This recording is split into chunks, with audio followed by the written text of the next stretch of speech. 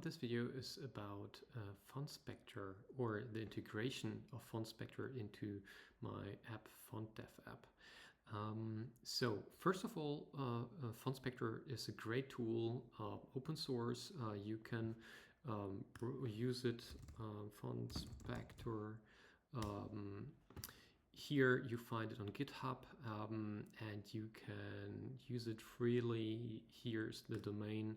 You can drop your font files here and then select the pre-installed profiles. So the missing part here is that you cannot add your own profiles, your custom profiles. And this is where FontDev.app comes in handy. So let's go to FontDev.app and to the overview, load some font files, and now we go to FontDev.app and then settings. And here I have already a few ones, but it would look like this. So it's empty, and then you can add a new one with this plus button. When you can open this here with this error, and then name it to your foundry, for example. So I think this will be handy for small foundries which don't need their own profile within FontSpector, and they probably are afraid of command line tools and so on. So let's imagine you have your foundry XYZ profile, and then you would also like to use this name here, and then you can specify your TOML file, so your TOML code. So include profiles, for example, open type, then universal. You probably want to include Google fonts and whatever you want. So this is a huge list, and then you want to exclude some specific tests. So here's one example. If you have tests you don't want to run, you can extend this here. So for example, let's say the underline thickness is always different in my font family. It's related to the thickness of the weight. So very light for thin, and then very heavy for black, for example. Then this check here, the underline thickness, checks if everything has the same thickness. So you want to drop this or exclude it here. Another thing is that you probably have your own vendor ID, and then you can specify some configuration. So let's say you have a vendor ID which is called Ollie in my case. This is not a real vendor ID. I'm just making it up for demonstration. And then I know I have a few name table entries I want to check against, and here you find that this check fontwerk has a name entries check, and I can specify these different name table entries.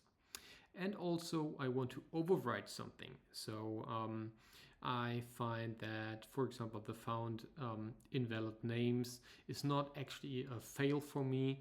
It's more a warning. Then I can overwrite it to warning, for example, or the other way around. The soft hyphen is definitely not a warning for me. It is a fail. I want to highlight this as a fail and also have some custom message here. So you need to know the message ID here, and also like here above the different check IDs, but I am sure you can manage this. So when you have done this, you have your own profile created. You can have multiple ones. So in case like me, I work for multiple different font foundries, and I have for each foundry my own profile. I can save this here and then use it later for testing. So let's go to my overview. I have here my fonts open. I know that the name table entries are different than the ones I specified. I know that the OS2 vendor ID is not Ollie, it's monotype, so it will definitely fail. And then this is a good example for this case. We can go to tools, quality assurance, FontSpector, and then we see that we have here the pre-installed universal open type. You can still run this or Fontwork or Google Fonts, but we see also our newly created Foundry XYZ profile. Select this and then run, and then you see that it has done a lot of checks, and at the end here you see the Foundry XYZ profile with the names we specified here are not correct. So as specified, the license or the URL is, of course, it should be monotype is there. It's a monotype font for testing and demonstration. I set it to only my personal or my domain here.